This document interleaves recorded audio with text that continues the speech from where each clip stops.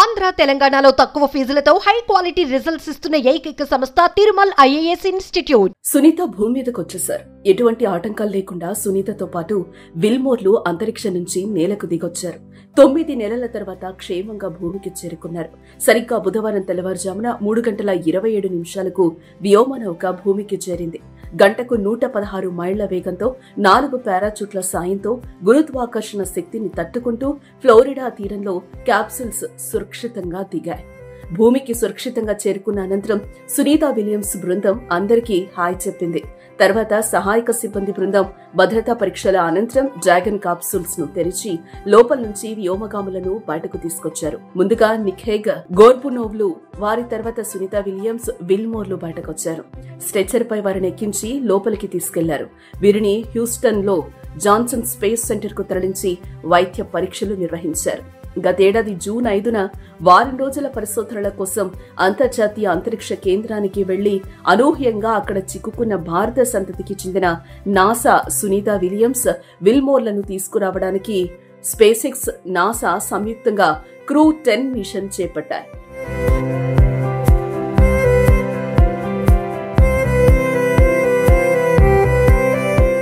మార్చి 15న Kennedy space centre నుంచి బయలుదేరిన Falcon 9 rocket crew dragon ను ఆదివారం ఐఎస్ఎస్ కు విజయవంతంగా చేరింది. డాకింగ్ ప్రక్రియ ముగిసిన తర్వాత అందులోని 4 వ్యోమగాములు ఐఎస్ఎస్ లోకి ప్రవేశించారు.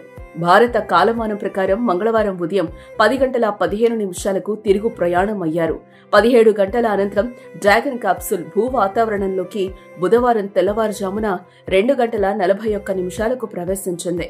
తొలుత గంటకు 17,000 మైళ్ల వేగంతో వ్యోమనౌక భూమి దిశగా పయనించింది.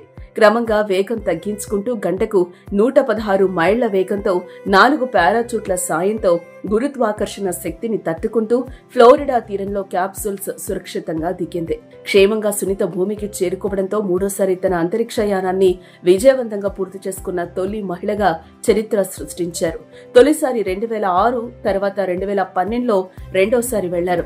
గతేడాది జూన్ 5న బోయింగ్ స్టార్ లైనర్ వ్యోమనౌకలో వెళ్లడం మూడోసారి. సునీత రాక కోసం ప్రపంచం ఎదురు చూసింది. భారత్లోని ఆమె సొంత రాష్ట్రం గుజరాత్లోని బంధువులు యజ్ఞం, పూజలు నిర్వహించారు. ఆమె నేలకు దిగిన వెంటనే అంతా ఆనందంలో మునిగిపోయారు.